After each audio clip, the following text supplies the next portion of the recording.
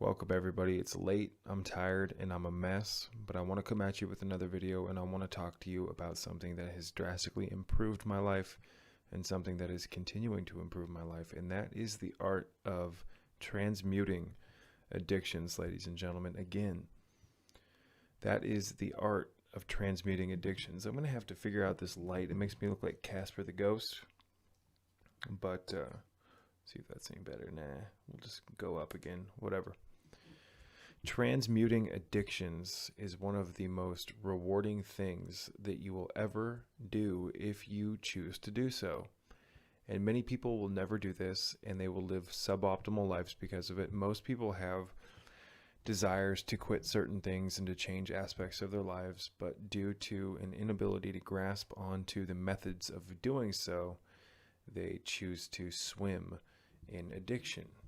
And addiction, ladies and gentlemen, gets a lot of people in trouble. It is responsible for hundreds of thousands, millions upon millions, in fact, of lives being lost every single year. So, I became an alcoholic in my early 20s. It wreaked havoc in my life, ruined relationships. I burnt a lot of bridges, said things to loved ones that I can never take back. I'm forced to be in a situation right now based on my illegitimate, stupid actions to find the best of the situation and, do my best throughout the rest of my life to pick up the pieces. Because certain things that you can say to people, you can never take back, regardless of how long you've been sober. So certain things I just have to live with for the rest of my life. And I've accepted that. But alcoholism, ladies and gentlemen, and hitting rock bottom like that taught me something very special, and that was how rewarding changing your life can be. And it's sad that something like severe alcoholism and almost killing myself with booze on a handful of occasions was the catalyst for making me realize the value in my life. Alcoholism allowed me to hit rock bottom so that I could see the value in reaching up for life again. Man, it was a struggle, but it taught me how rewarding it is to actually change my life for the better. Now, before I continue, you guys, it's 1:22 in the morning. This is late for me. Lately, I've been falling asleep before 11 p.m. because I've been wearing my blue blockers, but on weekends I do stay up later. But even now, it's like wearing the blue blockers, I've really become obsessed with sleep, and I'm actually going to quit coffee again because I've had an urge to quit coffee again for quite some time, but I've been putting it off. I've become addicted to letting go of addictions. Let's just put it that way. And even though coffee isn't the worst thing in the world, it does spike your cortisol levels, and it has a very long half-life, and it's just time to let go of coffee for a while.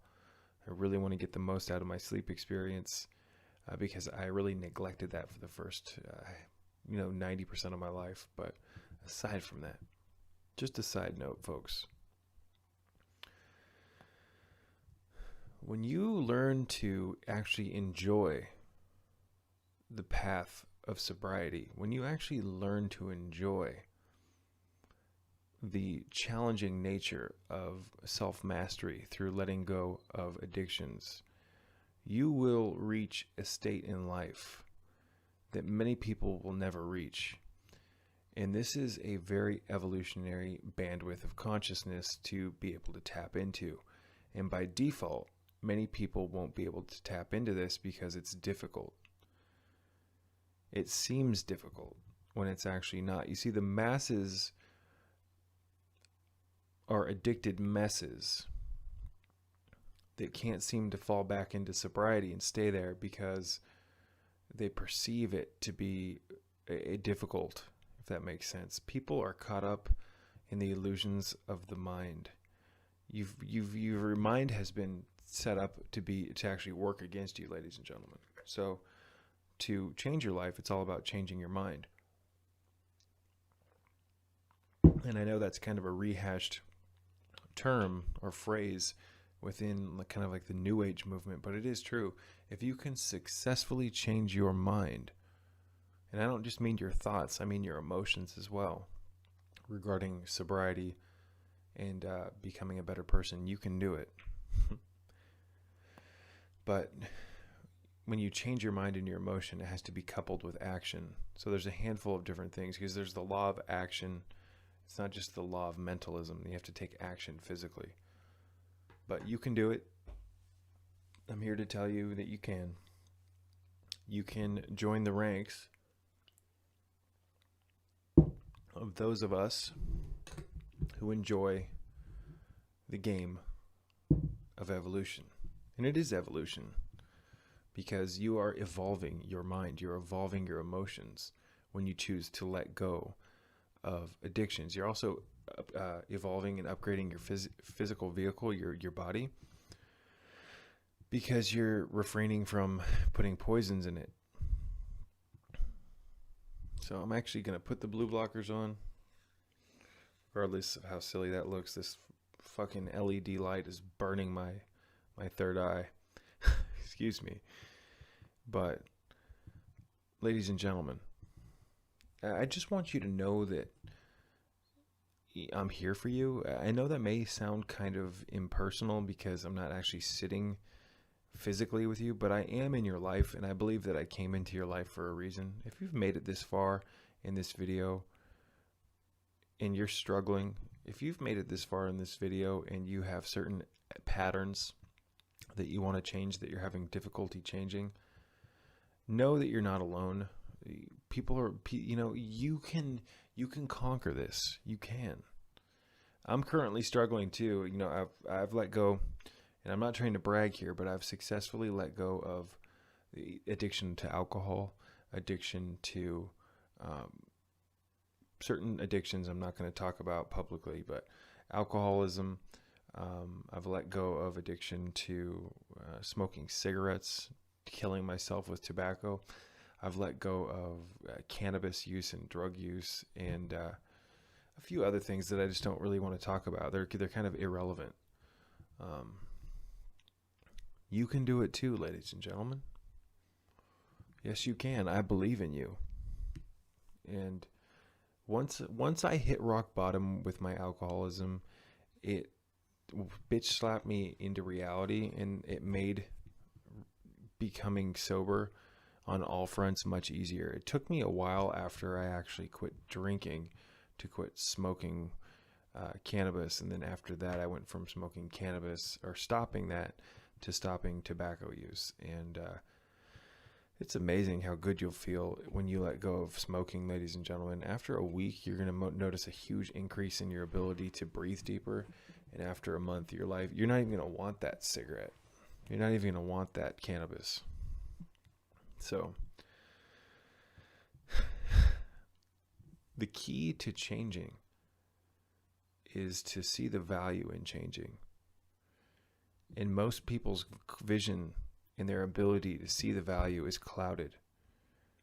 And it's been clouded by the dopamine rushes and all of the sensory stimulation that you get from your addictions. You see, your addictions feel good to you at the time, but they actually don't feel good to you at all, because it's a con on the senses. Because once whatever you're taking wears off, you feel guilty, and then you end up using again just to mask the guilt. And then that creates a very toxic psychological pattern that begins to bleed into the subconscious mind through repetition. And through repetition, you create a living hell for yourself. And because it's so ingrained to your unconscious aspects, you feel like you can't reach it with your conscious mind. You feel like no matter how much you struggle, you can't seem to change. So you feel tortured. Many people feel absolutely tortured. Many people who are addicted. Many people feel cursed, because no matter how much they want to change, they can't seem to they can't seem to actually let go or change. Ladies and gentlemen, I'm here for you. I'm here to do my best to help guide you out of this. This is part of my mission in life, to help you take the sword of reason and clear the path, clear the weeds in front of you. get rid of the weeds. Because right now what it's like is, here's what it's like, your addictive patterns. It's like you're stuck in a bunch of weeds. Now, give me a minute to think about this. Let's come up with kind of a symbolic metaphor. Right now it's like you're stuck in a thatchwork of weeds, the dense weeds. It's enough for you to walk through, but you're in like a canopy, a cave of weeds. And there's like thorns and stuff and branches, and it's created this like cave. And this cave represents your addictive patterns and you engaging in your addictions, and you can't seem to get out. And you're caught up in this thinking that I can't get out of here. I can't get out of here. And symbolically speaking, this type of thinking represents you only looking forward. So you're only looking forward in this goddamn tunnel. And this is metaphoric. It's symbolic what I'm saying. But if you could actually take a moment to get out of your toxic thinking and look down instead of looking forward all the time and staying in this loop, you'd realize that there's a sword attached to your hip on a sheath. I think that's what they call swords, the sword holders, or maybe it's a scabbard. I'm not sure. Excuse me. What I'm trying to get you to see is that if you change your mind and stop thinking on certain levels and only on those levels, you can use your own mental resources to manipulate the outcome in your life. So you look down, and this is symbolic, metaphoric, of you changing your thinking, and you realize that there's a sword right there. And you can grab that sword out of the sheath and feel the power of it. And the sword in occult circles, in the ceremonial high magic, in ritual, ceremonial ritual, in elemental magic, you name it, sorcery. The sword represents thought, the power of your mind, your ability to take a thought and turn it into a reality. You're now holding that sword, ladies and gentlemen, cut through those goddamn weeds. You see, right now you're stuck in that tunnel, not knowing that you can break through it with ease.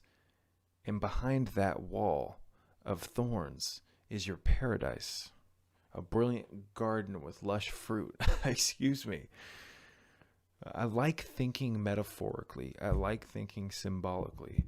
It allows you to put things into simple terms within your mind, especially within your subconscious. The language of the subconscious is symbolism, ladies and gentlemen. So if you could learn to relate your issues in life to your mind symbolically, if you can learn to create simple, simplistic, metaphoric and symbolic plays in your mind representing the struggles in your life, and you mentally, you breaking through those struggles, or symbolically with the things you're excuse me, I'm way too tired.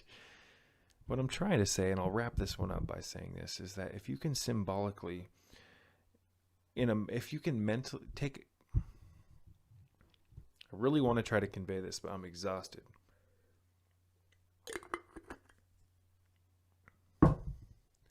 If you can learn to look at your issues in life symbolically,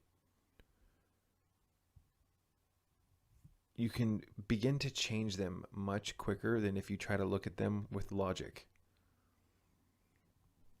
Because symbolism is the language of the subconscious, and your subconscious is what's keeping you, to a large extent, stuck in bad patterns, because you haven't changed the deepest levels of your thoughts, of your thinking processes, of your emotions. So in my opinion, many of our addictions are deeply subconscious. So if you can learn to, change your thinking, if you can learn to think on a more symbolic and more imaginative level, and you can change your life, is what I'm getting at. So I'm going to wrap this one up, ladies and gentlemen. I'm exhausted beyond belief. The minute I put these glasses on, it's like I was already drowsy before then, but now I'm super drowsy. So I love you all dearly. Whether you believe that or not, it doesn't matter. I do. And even though I'm not there with you physically, I am in your life for a reason, I believe. And I do believe that my messages can help inspire you. And I want to I'm just going to say goodnight. I am off to bed. Peace be with you all.